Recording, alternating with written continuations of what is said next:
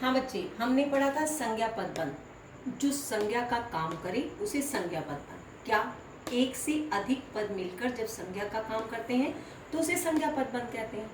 अब जो संज्ञा के स्थान पर आता है उसे स्वरनाम कहते हैं। अब विशेषण क्या होता है बच्चे? संज्ञा की विशेषता बताता है। ये संज्ञा के स्थान पर आता है, ये संज्ञा का काम करता है और ये संज्ञा की विशेषता बताता है। लेकिन इसमें एक नियम और बताया था मैंने कि कारक विभक्तियों का प्रयोग होता है, और इसमें मैंने क्या बताया? संज्ञा की विशेषता बताता है। अब संज्ञा की विशेषता आप पूछोगे कि कैसे बताता है? एक उदाहरण के द्वारा समझते हैं। सुनीता मेहनती और होशियार लड़की है। अब सुनीता क्या है बच्चे? संज्ञा। उसकी विशेषता क्या है? कि वो मेहनती है और होशियार लड़की है। अब जहाँ पर विशेषता बताई जाती है वहाँ विशेषण पद बनता है। आसान था ना बिल्कुल। यहाँ पर एक बात ध्यान रखनी है, जो संज्ञा के स्थान पर शब्द आ जाता है उसे स्वरनाम कहते हैं। जो संज्ञा की विशेषता को बताता है उसे विशेषण पदबंध कहते हैं। मैंने पदबंध साथ लगा दिया बच्चे, स्वरनाम पदबंध, विशेषण पदबंध। मैंने खाली लिखा बच्चे स्वरनाम, इसलिए ताकि आपको समझ में आ सके कि ये इसके साथ कैसे जुड़ा। वाक्य जब साथ जुड़ जाता है और उस शब्द की विशेषता को बताता है तो वो क्या बन जाता है? संज्ञा पदबंध। अब ये पदबंध था तो पदों को बांधना था, अब संज्ञा का काम कर रहा था तो संज्ञा पदबंध बन गया। अब संज्ञा के स्थान पर जो शब्द आया वो स्वरनाम पदबंध बन गया, और जो संज्ञा की विशेषता को बताता है वो क्या बन जाता है? विशेषण पदबंध बन जाता है। ये बिल्कुल आसान था ना कि सुनीता मेहनती और होशियार लड़की है। ये सुनीता क्या है? संज्ञा।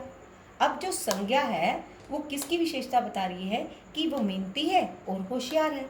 जब विशेषता बताया जाए तो क्या बन जाता है? विशेषण पदबंध। जहाँ पर जिस चीज़ की विशेषता को बताया जा रहा है वो संज्ञा की विशेषता को, संज्ञा की विशेषता क्या है? कि वो मेहनती है और होशियार है, तो वो क्या बन गया? विशेषण पदबंध। आपने उस नियम को बीच में देखना है, तब आप आसानी से समझ पाएंगे कि ये विशेषण पदबंध है, ये स्वरनाम पदबंध है और ये संज्ञा पदबंध है। यहाँ तक मेरी बात समझ में आ गई बच्चे? अब हम करते हैं बच्चे क्रिया पदबंध।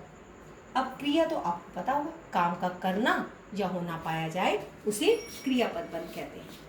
अब क्रिया काम का करना या होना पाया जाए उसे तो क्रिया कहते हैं।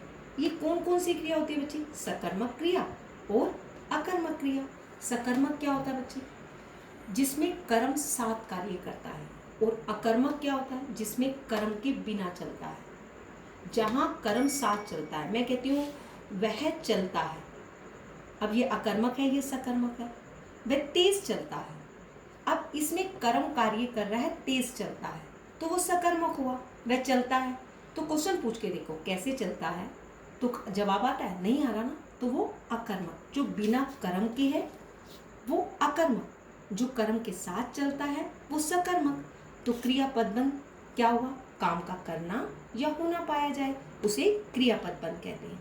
इसमें एक से अधिक पद एक इकाई के रूप में कार्य करते हैं, एक यूनिट के रूप में, अर्थात मिल जाते हैं। कैसे मिलते हैं बच्चे? अब क्रिया तो तभी कार्य करेगी ना जब सारे पद मिलकर एक इकाई के रूप में कार्य करेंगे। कैसे बच्चे? पतंग हवा में उड़ती चली गई। अब पतंग क्या है? संज्ञा। हवा में उड़ती चली गई, उड़ती चली गई क्या है? चली गई क्रिया। अब जो कार्य कर रहा है वो एक इकाई के रूप में कार्य कर रहा है। ये बता रहा है उड़ती चली गई। गई क्या है? क्रिया है। अब क्रिया जो है, हमें ये नहीं ये बताना कि ये सकर्मक क्रिया है या अकर्मक। आपने सिर्फ इतना बताना है कि ये क्रिया पदबंध है या नहीं है। अब आपने ये देखा कि उड़ती चली गई ये क्रिया है, तो आपने क्या किया कि जो एक से अधिक पद एक इकाई के रूप में कार्य करते हैं उसे क्रिया पदबंध कहा जाता है। अब एक बात ध्यान रखना बच्चे, आपको ये बात कहीं समझ में ना आए कि काम किया जा रहा है। पतंग क्या कर रही है? हवा में उड़ती चली गई। क्या कर रही है? उड़ती चली गई। अब जो एक से अधिक पद है वो एक इकाई के रूप में, एक यूनिट के रूप में कार्य कर रहे हैं, इसलिए उसे क्रिया पदबंध कहा गया है। ये बात आपको याद रखनी होगी। अब अगला क्या है? क्रिया विशेषण पदबंध। जो क्रिया की विशेषता को बताता है।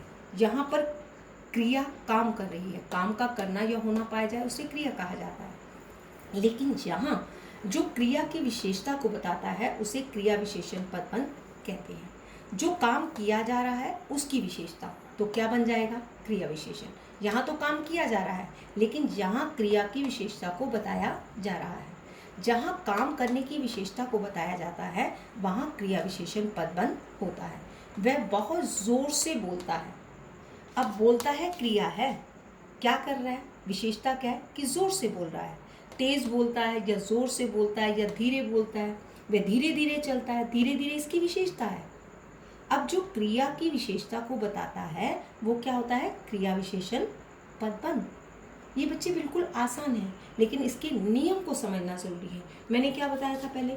संज्ञा पदबंध, फिर मैंने क्या बताया? स्वरनाम पदबंध, फिर विशेषण और फिर क्रिया और फिर क्रिया विशेषण पदबंध। संज्ञा में क्या था? एक से अधिक पद मिलकर संज्ञा का कार्य करते हैं तो संज्ञा पदबंध बन जाते हैं। जो संज्ञा के स्थान पर आते हैं वो स्वरनाम पदबंध बन जाते हैं। जो संज्ञा की विशेषता को बताते हैं वो विशेषण पदबंध बन जाते हैं। और जो एक से अधिक पद मिलकर एक इकाई के रूप में कार्य करते हैं वो क्रिया पदबंध कहलाते हैं। जो क्रिया की विशेषता को बताते हैं वो क्रिया विशेषण पदबंध कहलाते हैं।